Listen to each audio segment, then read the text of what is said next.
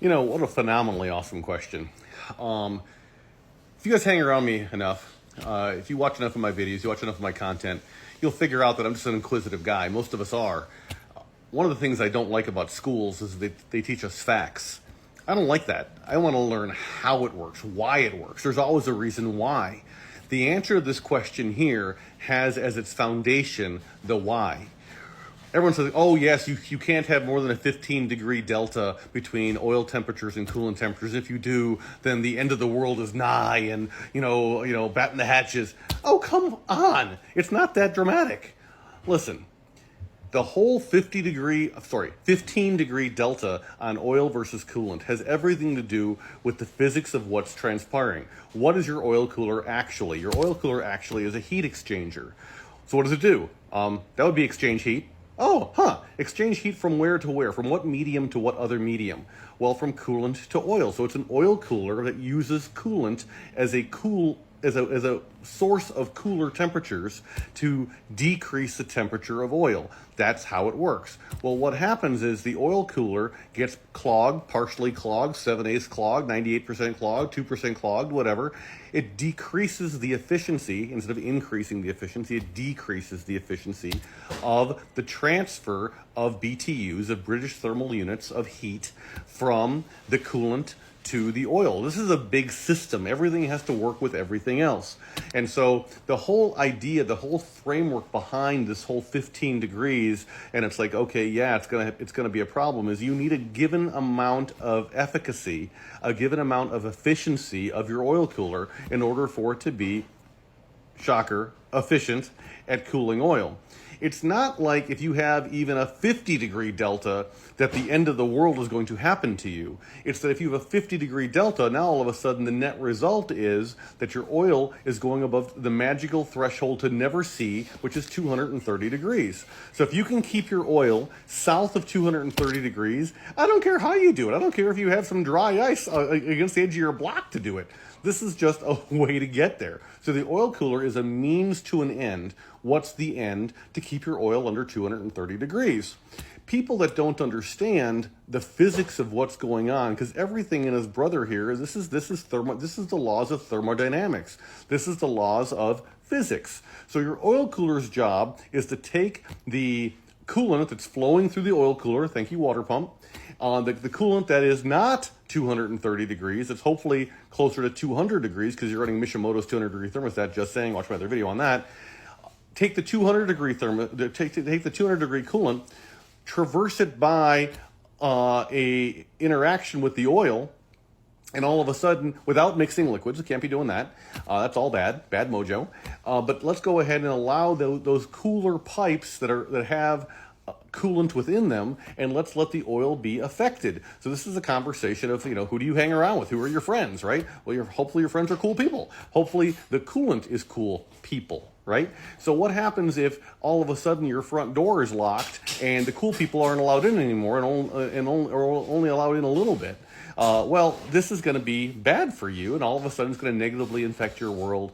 It's the same reason why, be careful who your friends are, because I'll show you who you are kind of thing, because they do rub off on you. So you want the coolant to rub off on the oil, and you want the oil, therefore, to never exceed 230 degrees. The issue is when it gets to a certain level of bad, and it's like, okay, 15-degree deltas. Yeah, if I'm not staying within 15 degrees, coolant temp versus oil temp, driving down the road, not pulling nothing, on the flats of Nebraska at 60 miles an hour, that's a given amount of engine load, right?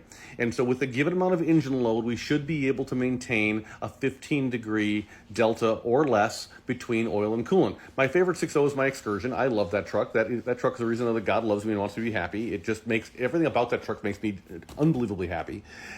I have like 3 to 5 degree deltas, even towing. But my oil cooler is like top notch. I'm not even running an aftermarket oil cooler. I'm running the OE oil cooler. You don't have to run the IPR remote oil cooler. You don't have to run the bulletproof remote oil cooler. Now, if I was towing in the mountains at 95 degrees every day, well, yeah, there's probably inadequate heat transfer there, and I probably should be looking at a more capable, more cubic inch cubic centimeter or whatever, more transfer area in the oil cooler. So the oil cooler allows a given level of heat transfer as long as the coolant passages are not blocked. So the whole 15-degree concept is to say, hey, look, it's a measure of how blocked is your oil cooler. So if your oil cooler is new and you keep the sediment out of it, keep the crap out of it, hopefully by running a full flow coolant filter like what's on the back here, just saying, IPR's coolant filter is awesome. I mean, it's the only one on the market that's full flow. So if you're going to spend the money, you might as well buy it one, buy once, cry once, get the best one on the market. It's this one, and move on. Now, if you've done that and you've done the back flush, and by the way, the back flush, take a look at FICMRepair.com. Go into the maintenance tips page. There's a tip. I think that's tip number 3, 2, 4, one of those two. But it's called one of those three. But it's called Lose the Ford Gold Coolant. And there's a 40-page guide on how to back flush your oil cooler, and then a 1-page cheat sheet you can take out to the garage with you.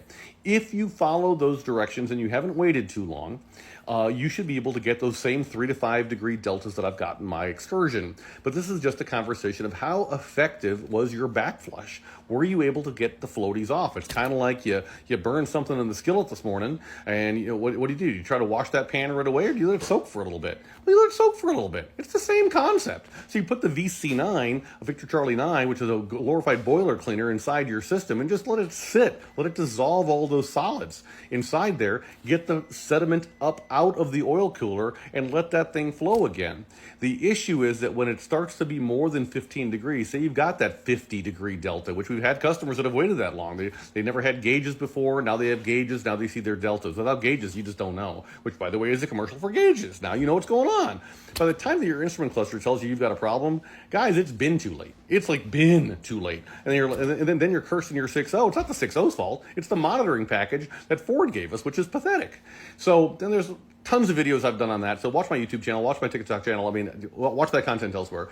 But if you wait until you have a 50-degree delta, you're probably not going to be able to recover that oil cooler, and you're just going to end up replacing the silly thing. But could a fella or gal, just saying, get that oil cooler good again? Well, yeah, if you just let it sit there and soak in some kind of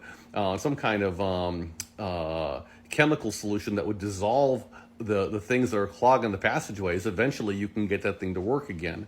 But just because your deltas that are at a given given delta amount does not mean that you necessarily have a problem. It just says, hey, the propensity of having a problem is way the heck higher.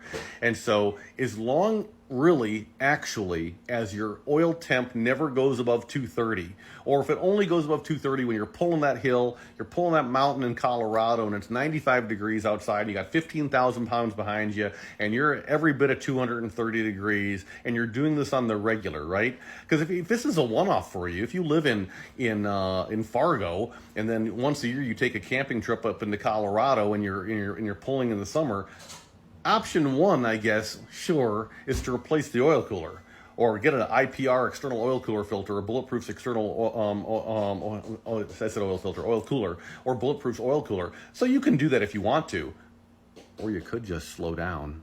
Slowing down is free. But if you're going to slow down every day, then it's like, okay, no, I got a problem here. I'm no longer cooling my oil, and I'm going to cause myself engine damage by running above that 230, and we can't be having that. So I appreciate the question. This is a very long-winded answer. I so appreciate you for hanging in there. I hope this helps you understand the rest of the story and the reasons why. So as long as you're not getting above 230 degree oil, that's all I really care about. Your deltas, nah. It's just an indication of efficacy, remaining efficiency, remaining capability, really, of your oil cooler in its current condition. And maybe you can backflush that crap out of there. Maybe you can't. Maybe you want to try before you drop, the coin on an oil cooler. If you want an oil cooler, of course, we sell them. And then you can decide, hey, do you want the remote one? Do you want the OE one? We sell all of the options. So whatever you want, we got you. FICMRepair.com. We're all in this together. Take care, guys. Hope this helps.